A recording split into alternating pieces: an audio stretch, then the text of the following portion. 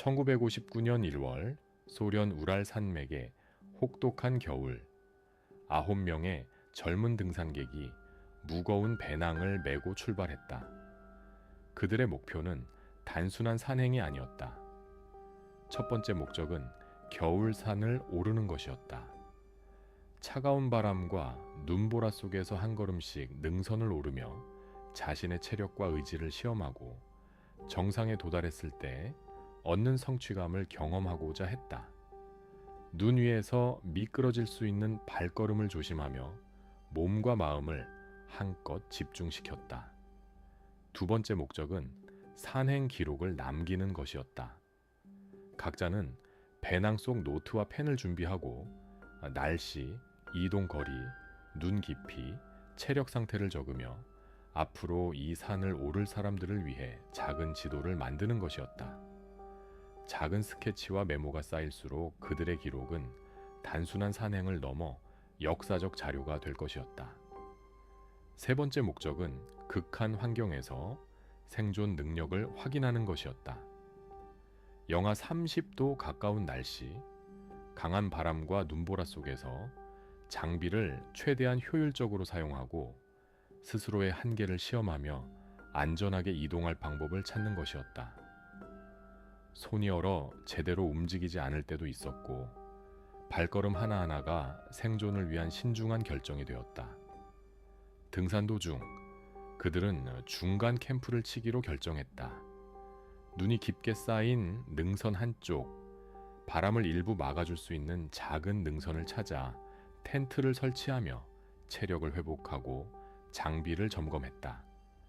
텐트 설치 과정에서 손과 발은 얼었고 숨은 거칠게 나오며 몸이 떨렸다. 그러나 서로를 확인하며 담요에 몸을 감싸며 작은 난로불처럼 마음의 안정을 찾았다.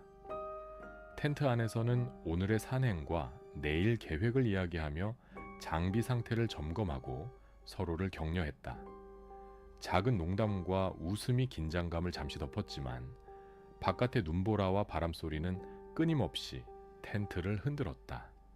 밤이 깊어가면서 그들은 자연의 힘 앞에서 점점 작아지는 느낌을 받았다. 하지만 천을 유지하며 다음 날 산행을 계속해야 한다는 책임감과 결심으로 서로를 다독였다.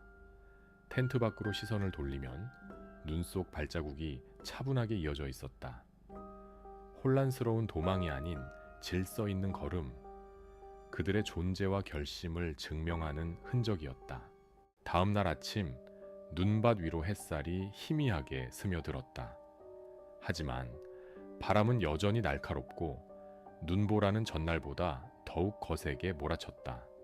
그들은 무거운 배낭을 조심스럽게 메고 능선을 따라 이동을 시작했다. 한 걸음씩 발을 내디딜 때마다 발자국이 눈 위에 선명히 남았다. 숨결마다 하얀 김이 피어올랐고 손은 얼어 장갑 속에서도 움직임이 둔해졌다. 중간 캠프에서 휴식을 취한 이유는 단순히 체력 보충이 아니었다.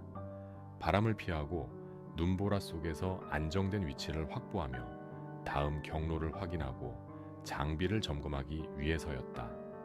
텐트 설치 위치가 얼마나 중요한지 직접 체험하며 깨달았다. 조금만 잘못된 위치라면 강풍과 눈보레 그대로 휩쓸릴 수 있었다. 눈 위에서 작은 바위나 돌출부를 피해 한 걸음 한 걸음 이동했다. 눈보라 속에서 서로를 확인하며 시선과 손짓으로 의사를 주고받았다. 누군가 발을 헛디디면 모두가 위험해질 수 있었다. 몸은 떨렸고 손과 발은 얼었으며 심장은 빠르게 뛰었다. 눈보라 속에서 시야가 가려지고 발걸음 하나하나가 신중한 선택이 되었다. 이동 중 그들은 눈 속에서 작은 표식을 남기며 길을 확인했다. 배낭에서 장비를 꺼내 천을 체크하고 손이 얼어 글씨를 제대로 쓰기 힘든 가운데서도 기록을 남겼다. 잠시 텐트에서처럼 몸을 감쌌지만 이동 중이라 완전히 따뜻해질 수 없었다. 눈보라가 능선을 휘감고 바람이 머리카락과 옷을 휘날릴 때마다 그들의 의지는 더욱 단단해졌다. 한 사람씩 몸을 앞으로 기울이며 조심스럽게 발을 디뎠다. 한 사람이라도 넘어지면 전체가 위험해질 수 있었고, 그들은 서로의 존재와 안전을 절실히 확인하며 이동했다.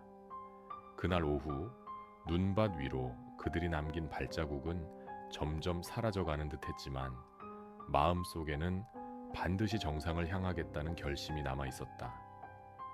눈보라 속에서의 긴장감과 추위는 그들의 체력과 정신을 계속 시험하고 있었다. 9명의 등산객이 돌아오지 않자 지역 당국과 경험 많은 등산가들이 수색대를 조직했다. 수색대는 눈보라와 험준한 능선을 뚫고 올라가야 했다. 눈과 바람 속에서 안전한 경로를 찾아 이동하며 등산객들의 마지막 흔적을 추적해야 했다. 수색대는 하루하루 날씨와 눈 상태를 체크하며 눈 덮인 능선을 따라 발자국과 장비 조각을 찾았다. 그들은 각각 역할을 나누었다. 일부는 눈 속에 묻힌 텐트와 장비를 점검했고, 일부는 눈밭 위의 발자국을 따라 이동하며 사라진 등산객들을 추적했다. 며칠 뒤 수색대가 우랄 산맥 중턱에서 처음으로 발견한 것은 눈 속에 반쯤 묻힌 텐트였다. 텐트천은 안쪽에서 찢겨 있었고 일부 장비와 옷이 남아 있었지만 대부분은 사라진 상태였다. 발자국은 질서 있는 걸음으로 이어져 있었고 거칠게 도망간 흔적은 없었다.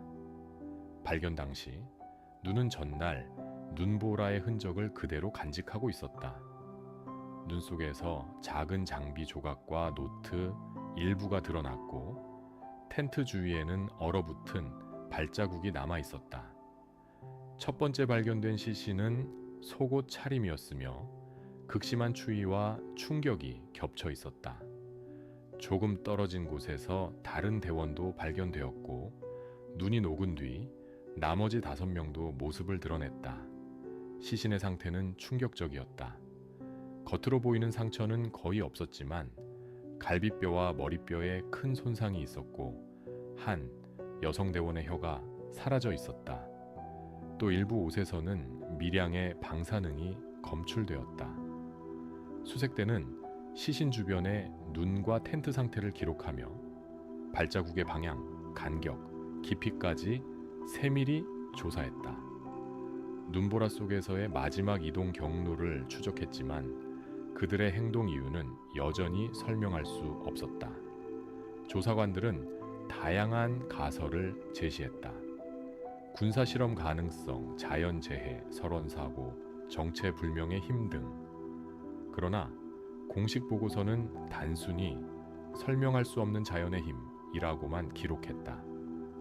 그날 밤 그들은 왜 신발도 신지 않은 채 눈보라 속으로 나갔는지, 왜 텐트를 안쪽에서 찢었는지, 왜 발자국이 도망이 아닌 질서 있는 걸음이었는지는 오늘까지도 미스터리로 남아있다. 눈보라 속 그들이 남긴 발자국만이 마지막 순간의 결정을 증명하고 있다. 그리고 지금까지도 그 진실은 밝혀지지 않았다.